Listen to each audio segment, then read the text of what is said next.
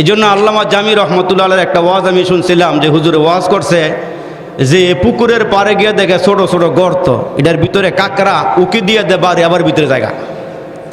এখন এই কাকড়া বাইর করে খাওয়ার লেগা কাকড়ার গর্তের কাছে গিয়া শিয়ালে বলে, কাকুরি মাকরি পরমা সুন্দরী, কাকুরি মাকরি পরমা সুন্দরী, গর্ত থেকে উঠে আসো নমস্কার করি। এটা হুজুরের মুখে খুব মানাইতো, মুরব্বী আসছিল তো। কাকুরি মাকুরি পরমা সুন্দরী, গর্ত থেকে উঠে আসো নমস্কার করি। কাকড়া আবার শিয়ালের আওয়াজ পায়া গর্তের ভিতর থেকে জবাব দেয়, আকাশে বাদুলি গায়ে উঠেছে জ্বর, আকাশে মেঘমালা গায়ে উঠেছে জ্বর, আজকের নমস্কার বাহির থেকেই কর, আজকের নমস্কার বাহির থেকেই কর। পয়গম্বর মুসা আলাইহিস সালাম তুর পাহাড়ে গিয়ে দাঁড়ায়। তাফরিহুল আসকিয়া ফি আহওয়ালে আম্বিয়া নামক কিতাবের ভিতরে লিখেন, পয়গম্বর মুসা আলাইহিস সালাম এত ইবাদত এত বন্দেগী করেছেন, ৩,৭৫০টা সিঁড়ি অতিক্রম করে তুর পাহাড়ে গিয়ে দাঁড়াইয়া আল্লাহর সঙ্গে আলাপ করতে চায়, আল্লাহর সঙ্গে কথা বললেন। পয়গম্বর বিভিন্ন কথা বলার পর ওই ৩ ব্যক্তির দরখাস্ত আল্লাহর সামনে উপস্থাপন করলেন, রাখলেন। আমার আল্লাহ ডাক দিয়ে কয়, মুসা ওই যে দরিদ্র মহিলা, গরিব মহিলা, তারে যাওয়ার সময় বলিয়া দিও, আমি তারে যা দিয়েছি কুড়ে ঘর, আমি তারে যা দিয়েছি নিয়ামত, সে যদি শুকরিয়া আদায় করে, তারে গিয়া শুকরিয়া আদায় করতে বইল, আমি নিয়ামত বাড়াইয়া দিব। মহিলা ডাক দিয়া বলে, পয়গম্বর এ মুসলমান ৩ জনের দরখাস্ত নিয়া হযরত মুসা আলাইহিস সালাম রওনা দিলেন। আমার আল্লাহ জানাই দিলেন, পয়গম্বর ওই মহিলা শুকরিয়া আদায় করলে নিয়ামত বাড়াইয়া দিব। ধনী লোকরে গিয়া বইল, আমি আল্লাহ পাক তারে নিয়ামত দান করেছি, নিয়ামত তারে দিয়েছি, সে যদি শুকরিয়া আদায় না করে নিয়ামত কমে যাবে। আর ওই যে গোশতের টুকরা জমিনে পড়ে আছে, অন্যের কাঁধে বর করিয়া চলে, হাত নাই পা নাই, চলতে পারে না, ওই ব্যক্তির ব্যাপারে আল্লাহ জানায় দিলেন, ও মুসা তারে জানায় দিও, আমি জাহান্নামের মধ্যে একটা গর্ত রেখেছি, একটা ফাঁকা জায়গা রেখেছি। ওই বান্দারে গিয়া বইল, আমি আল্লাহ তারে অনর্থক বানাই নাই, ও কারণে বানাই নাই, আমি আল্লাহ হাসরের কঠিন ময়দানে তারে দিয়ে আমার জাহান্নামের গর্তটা পূরণ করব। ওদের মিটিং করতেছে। মুসলমান ভাইরা, আল্লাহ আপনারে আমার এত নিয়ামত দিলেন, আসমানের নিচে জমিনের উপরে আপনার আমার মতো এত সুন্দর করে আল্লাহ কাউরে বানায় নাই। আপনারে আমারে আল্লাহ যত সুন্দর করে বানাইয়া নিয়ামতের মধ্যে সবচেয়ে দামি দামি নিয়ামতগুলো আল্লাহ আপনারে আমারে দিলেন। নিয়ামত খাইতে খাইতে বান্দা তুমি দাঁতগুলো ক্ষয় করিয়া পালাইলা, কেন জিহ্বাটা নাড়াইয়া নাড়াইয়া আল্লাহর প্রশংসা করো না? কেন এত বড় নিমক হারাম হইলাম? এ মুসলমান বন্ধু, পয়গম্বর মুসা আলাইহিস সালাম তুর পাহাড় থেকে আল্লাহর সঙ্গে কথোপকথন করিয়া বাড়ির পথে রওনা দিলেন। বাড়ির দিকে যখন রওনা দিলেন, হযরতে মুসা আলাইহিস সালামের সঙ্গে ওই 3 ব্যক্তির আবার দেখা হয়ে গেল। ওই 3 ব্যক্তির একজন মহিলা ডেকে বলে, ওগো পয়গম্বর, আল্লাহ যে আমারে গরিব বানাইছে, দরিদ্র বানাইছে, আমার খবরটা একটু বলিয়া যান। ওই মহিলাকে পয়গম্বর ডেকে বলে, আল্লাহর বান্দি, তোমারে যে আল্লাহ নিয়ামত দান করেছে, এই নিয়ামত পাইয়া, নিয়ামত খাইয়া, নিয়ামত কম হোক, নিয়ামত অল্প হোক, তুমি যা পাইছো তুমি যদি শুকরিয়া আদায় করো, আমার আল্লাহ তোমার নিয়ামত আরো বাড়াইয়া দিবে। আমার দিকে খেয়াল করেন, মহিলা কি কয় দেখেন। মহিলায় ডাক দিয়ে কয়, পয়গম্বর মুসা, ছোট্ট কুড়ে ঘর পাইছি, আর বেশি কিছু পাই নাই, কিসের শুকরিয়া আদায় করব? নাউজুবিল্লাহ, কোন জোরে। এই জন্য যে যা পাইছেন শুকরিয়া আদায় করলে আল্লাহ বলছেন এর ভিতর থেকে আরো নিয়ামত বাড়াইয়া দিব। আর মুখ মুচালাইলে আল্লাহ পাকের আযাবের জন্য অপেক্ষা করেন। বন্ধুরা আমার, ওই মহিলা ডাক দিয়ে কয়, পয়গম্বর, নিয়ামত কি পাইলাম আর কি শুকরিয়া আদায় করব? ওই মুহূর্তে পয়গম্বরের কথা শুই না মহিলা রাগ করে ফেলেছে। কিসের নিয়ামত পাইছি, কি শুকরিয়া আদায় করব। সাথে সাথে একটা ধমকা হাওয়া আইসা মহিলার কুড়ে ঘরটা উড়াইয়া লয়ে গেছে। যেন কেন? ওই মহিলা আল্লাহর দরবারে শুকরিয়া আদায় করে নাই। আমার আল্লাহ ডাক দিয়ে, মানুষ তোমাদেরকে অসংখ্য অগণিত নিয়ামত দান করেছি, এরে বান্দা নিয়ামত কোনোদিন গণনা করিয়া শেষ করতে পারবা না। এত এত নিয়ামতের মধ্যে আমি আল্লাহ তোমাদেরকে ডুবাইয়া রেখেছি। একটু ভালো করে খেয়াল করে শোনেন, বাহ্যিক যা নিয়ামত দেখা যায়, আপনার দেহের দিকে তাকায় দেখেন না মিয়া, কত নিয়ামত আল্লাহ দিছি। দেহের যে কোনো একটা পার্টস নষ্ট হয়ে গেলে এগুলো মুসলমান আবার পুনরায় স্থাপন করা অনেক কষ্ট। যেমন কয়েকদিন আগে কাশপুরে আমার একজন হুজুরের সঙ্গে দেখা। এই হুজুর আমার আগে ওয়াজ করছে, দেখলাম চেহারাটা একবারে কালো হয়ে গেছে। আমি বললাম যে ভাই কি অবস্থা আপনার? ভাই আমার যে খাদ্য নালী আছে এটা নষ্ট হয়ে গেছে ভাই, এটা স্থাপন করতে, এটা নতুন করে আবার লাগাইতে আমার 50 লক্ষ টাকা লাগবে, এটা আবার নতুন করে লাগাইতে। তারপরেও একুরেট হয় কিনা এটার কোনো গ্যারান্টি ডাক্তাররা দেয় না। তখন আমার বুঝাই গেল, আরে আল্লাহ পাকের দেয়া নিয়ামতে যদি কোনো ত্রুটি ধরা পড়ে যায় তাহলে পুনরায় ওই নিয়ামত খুঁজা বাইর করতে বোঝা যায় তখন কেমন লাগে, ঠিক কিনা জোরে বলে। এই জন্য নিয়ামত যা দিয়েছে আল্লাহ, আল্লাহ পাক যা নিয়ামত দিয়েছে আপনি শুকর আদায় করেন। আল্লাহ বলেন, বান্দা সুস্থতা নিয়ামত এটা আমার দেওয়া, আপনাকে আল্লাহ পাক যেই হালাতে রাখছে আপনি বলেন না আলহামদুলিল্লাহ। তাইলে আল্লাহ পাক যে যা যা নিয়ামত দিয়েছেন এগুলো সব আল্লাহ পাক ঠিক রাখবেন যদি শুকর আদায় করি। সাথে সাথে ধমকা হাওয়া আইসা মহিলার কুড়ে ঘরটা উড়াইয়া নিয়ে গেলেন। আরো দুইজন ধনী মানুষ আর ওই গোশতের টুকরা, ওই ধনী মানুষটা ডাক দিয়ে বলে, পয়গম্বর আমার খবর কি? আল্লাহ কি বলেছেন বলেন। হযরতে মূসা আলাইহিস সালাম ওই লোকটাকে ডাক দিয়ে, ভাই তোমার যে আল্লাহ অডেল টাকার মালিক, সম্পদের মালিক বানাইছি, তুমি যদি শুকরিয়া আদায় না করো তোমার নিয়ামত আস্তে আস্তে ধ্বংস হয়ে যাবে। ওই লোকটা ডাক দিয়া কয়, আমি মায়ের পেটের থেকে খালি আসছি, সম্পদ তো সাথে নিয়ে আসতে পারি নাই। এই নিয়ামত আমার না, আমার বাবার না, আমার নিয়ামত আমার আল্লাহ ছাড়া কেউ দেয় নাই। ওই লোকটা বলে, আমি না শুকরিয়া আদায় করতে পারবো না, শুকরিয়া আদায় করবা। যখন বলেছে আলহামদুলিল্লাহ, আল্লাহ বলেন, বান্দা তোমার নিয়ামত কোনোদিন কমবে না, নিয়ামত আরো আরো আমি আল্লাহ বাড়াইয়া দিব। আর ওই যে গোশতের টুকরা জমিনে পড়ে রয়েছে রাস্তার পাশে, হাত পা কোনো কিছুই নাই, পয়গম্বরকে দেখে বলে, মূসা আমার খবর কি? আমার হাত দেয় নাই, পা দেয় নাই, একটা বডি রাস্তার কিনারায় পড়ে থাকি, আল্লাহ আমারে কি জন্য বানাইছে একটু বলেন না। পয়গম্বর মূসা আলাইহিস সালাম ডাক দিয়া বলে, এরে আল্লাহর বান্দা, তোমার একটা খবর আছে, তোমার একটা সংবাদ আছে। কয় কি সংবাদ? কয় আল্লাহ পাক তোমারে অনার্থক বানায় নাই, তোমারে অহেতুক বানায় নাই। কয় কি জন্য বানাইছে? কয় তোমারে দিয়া বলে আল্লাহ হাসরের ময়দানে জাহান্নামের গর্তটা পূরণ করবে, এই জন্য বানাইছে। এই লোকটা খুশিতে আত্মহারা হইয়া কয়, আলহামদুলিল্লাহ, আমারও আল্লাহ অনার্থক বানায় নাই, আমারও আল্লাহ নিষ্প্রয়োজনে বানায় নাই। জাহান্নামের গর্ত যদি আল্লাহ আমারে দিয়া পূরণ করিয়া খুশি হয়, আমিও খুশি, আলহামদুলিল্লাহ। বান্দা যেই মাত্র শুকরিয়া আদায় করেছে, পয়গম্বর তাকায় দেখেন আমার আল্লাহ কুদরতিভাবে তার হাতের জায়গায় হাত, পায়ের জায়গায় পা আমার আল্লাহ অটোমেটিক লাগাইয়া দিতেছে। এই জন্য আল্লাহ বলেন, বান্দার নিয়ামত খাইয়া শুকরিয়া আদায় করিও। এরে মুসলমান বন্ধুরা, যে কোরআনের মজলিসে আমরা আসলাম, এই কোরআনটা তো দুনিয়ার থেকে আসে নাই, দুনিয়ার কেউ কোরআন নাজিল করে নাই। আমার আল্লাহ বলেন, আমি কোরআন নাজিল করেছি। আল্লাহ বলেন, তানজিলুম মির রাব্বিল আলামিন। আল্লাহকে আমার পক্ষ থেকে আমি আল্লাহ কোরআন নাজিল করেছি। এই কোরআনটা আল্লাহ পাক লৌহে মাহফুজ থেকে বলল, হুয়া কুরআনুম মাজিদুন ফি লাওহিম মাহফুজ।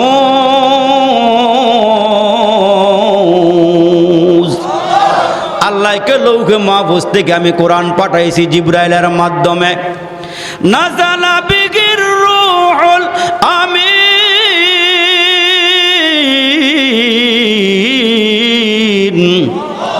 জিবরাইলের মাধ্যমে আল্লাহ কোরআনটা নাজিল করলেন।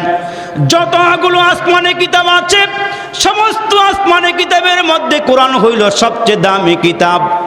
এই কিতাবটা এমন একটা কিতাব, কিতাবটা ধরলো সওয়াব, কোরআনটা খুইলা পড়লেও সওয়াব, এই কোরআনটা বুকে লাগাইলেও সওয়াব, এই কোরআনটা মাথায় নিলেও সওয়াব, এই কোরআনকে ভালোবাসলেও সওয়াব। যারা যারা আল্লাহর কোরআন ভালোবাসবেন এই কোরআনটা হাসরের ময়দানে আপনারে খুইজা খুইজা আল্লাহর জান্নাতের মেহমান বানায়া দিবে। খুইজা খুইজা আপনাকে আল্লাহর জান্নাতের মেহমান বানায়া দিবে। মুসলমান ভাইরা রে আমার আল্লাহ ডাক দিয়া বলেন, কোরআন যেমন দামি, কোরআন যেমন সম্মানিত, আল্লাহর পক্ষ থেকে জিবরাইলের মাধ্যমে আল্লাহ পাক রমজান মাসে কোরআন নাজিল করলেন। শাহরু রমাদান আল্লাযী উনজিলা ফীহিল কোরআন।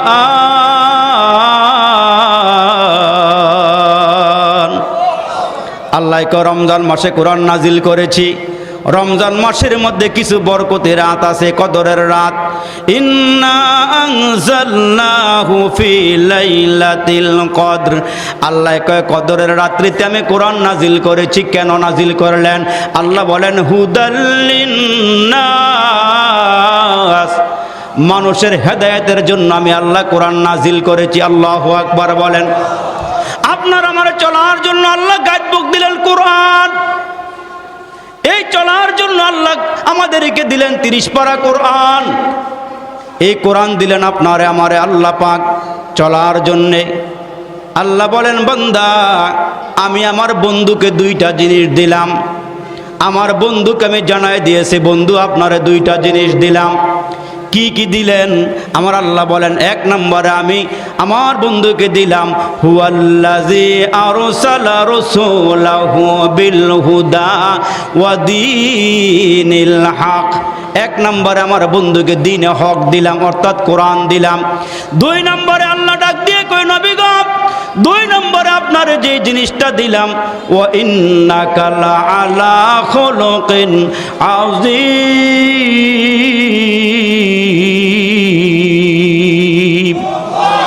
আল্লাহ কয় 1 নম্বরে 30 পারা কোরআন দিলাম, 2 নম্বরে আমি আপনাকে উত্তম চরিত্র দিলাম। 2টা নিয়ামত আল্লাহ আপনার আমার নবীরে দান করলেন।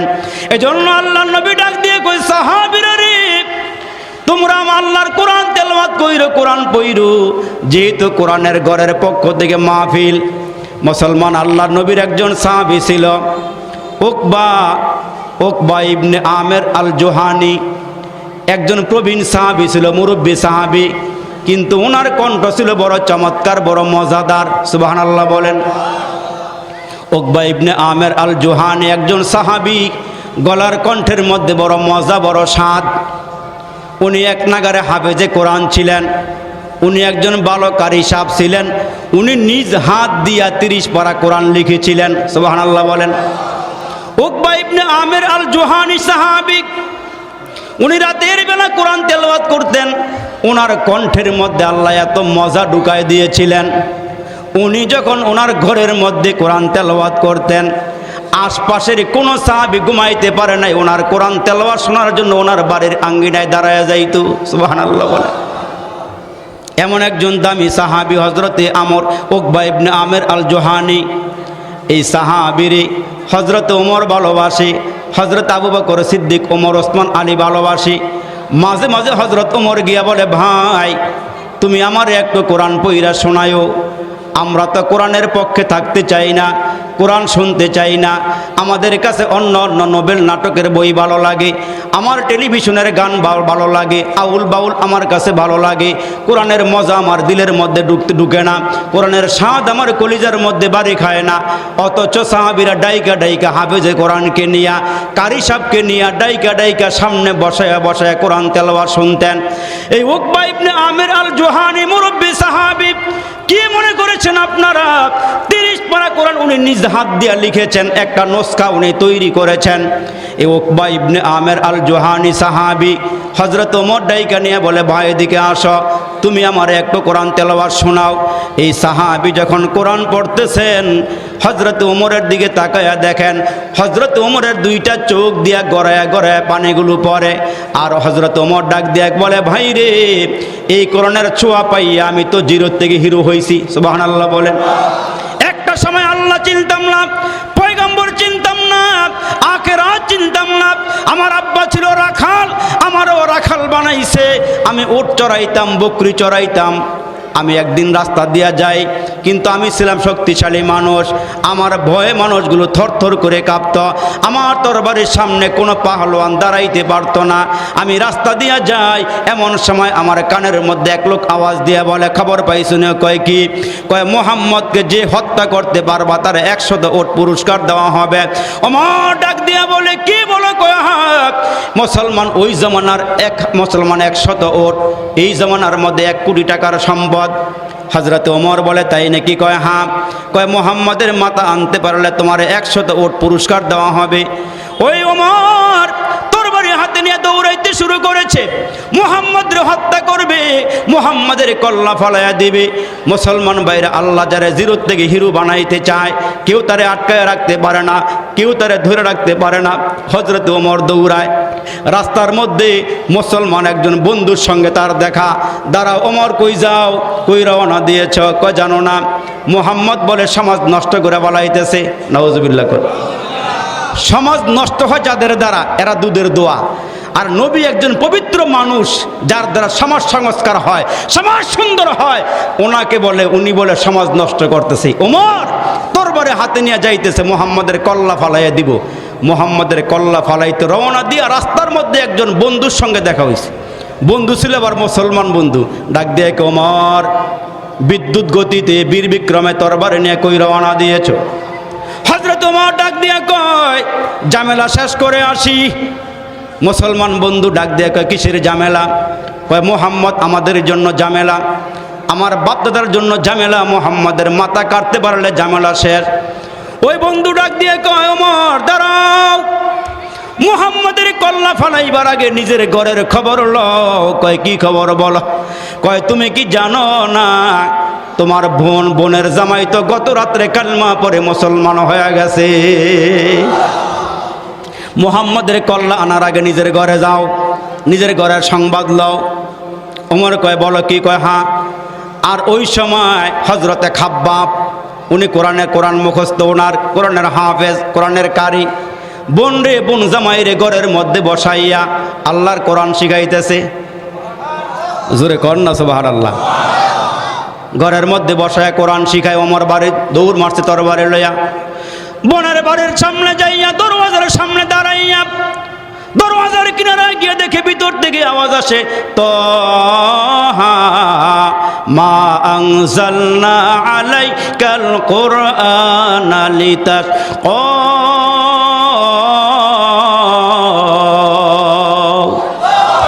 সুমধুর কণ্ঠে কোরআনের আওয়াজ ভিতর থেকে বাইরে হইতেছে। বিসমিল্লাহির রহমানির রহিম।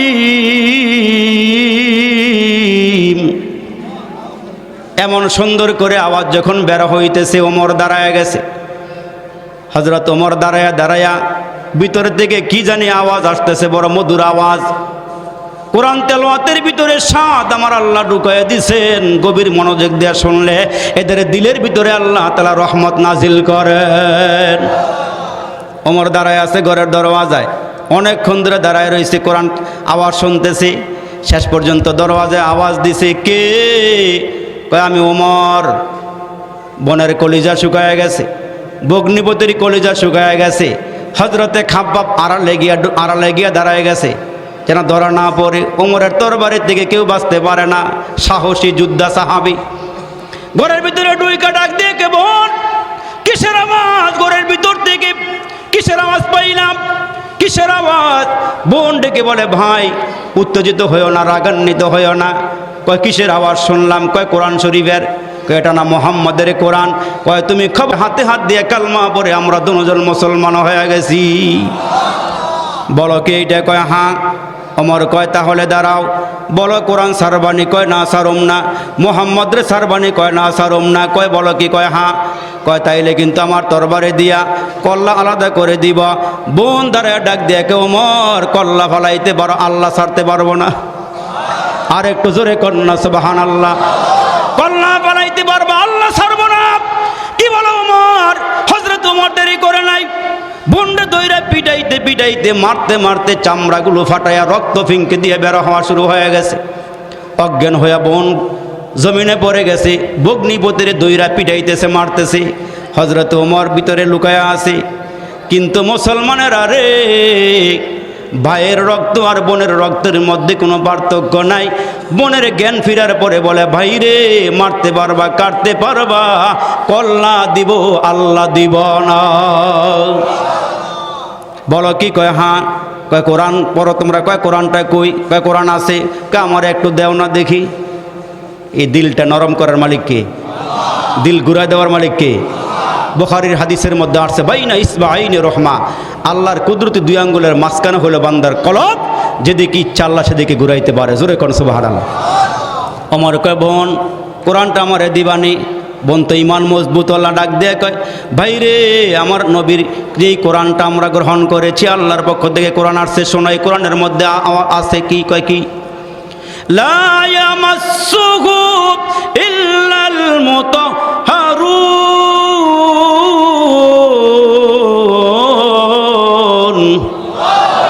এই কোরআন অজু ছাড়া ধরা যায় না। তুমি তো নাপাক, তুমি কালমা পড়ো নাই, ইসলাম গ্রহণ করো নাই, তুমি হইলে নাপাক। তোমার হাতে কোরআন দেওয়া যায় না, ধরা যায় না, ছোঁয়া যায় না।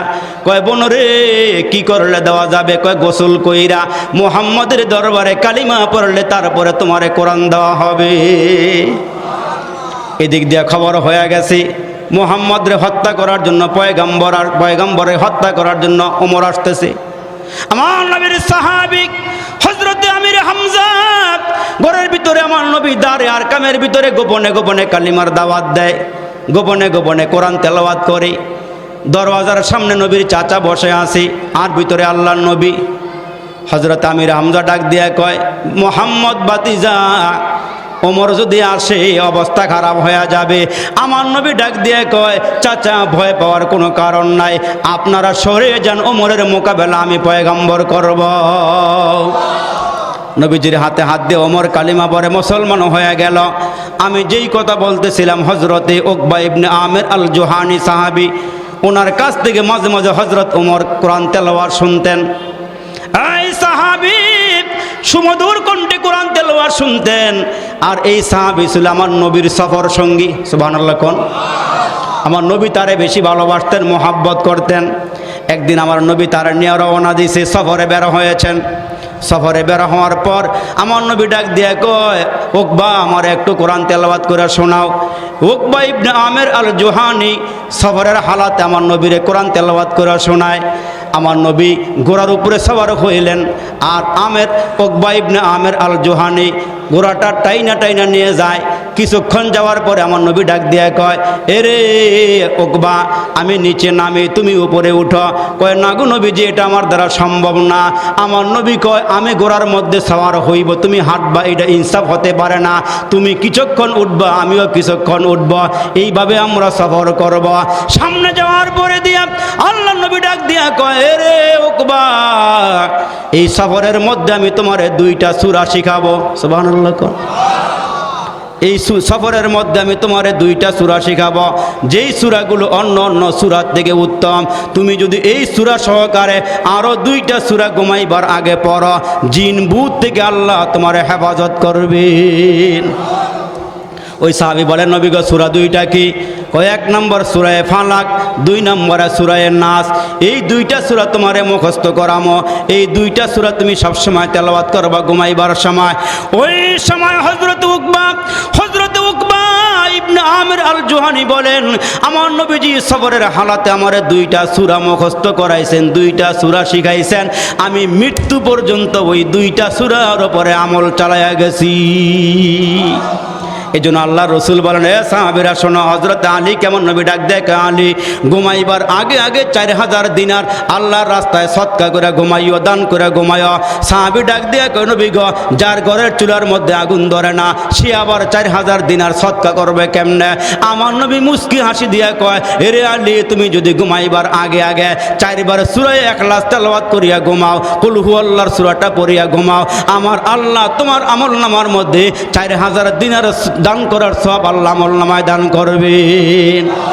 এজন্য ঘুমাইবার আগে আগে আয়াতুল কুরসি পইরা, ঘুমাইবার আগে আগে 4টা কুলিয়া, কুল হুয়াল্লাহ, কুল আউযু বিরাব্বিল ফালাক, কুল আউযু বিরাব্বিন নাস, এই 4টা সূরা পইরা হাতের মধ্যে দম কইরা শরীরে মালিশ করে ঘুমাইবেন। আমার আল্লাহ পাক রব্বে কারীম এই সূরাগুলোর বদৌলতে আল্লাহ পাক খারাপ জিন্নাত থেকে, শয়তান থেকে আল্লাহ আপনার হেফাজত করবে। আল্লাহ রাব্বুল আলামিন আমাদের সকলকে এই ছোট্ট সময়ের ছোট্ট আলোচনাগুলো আমাদেরকে বুঝা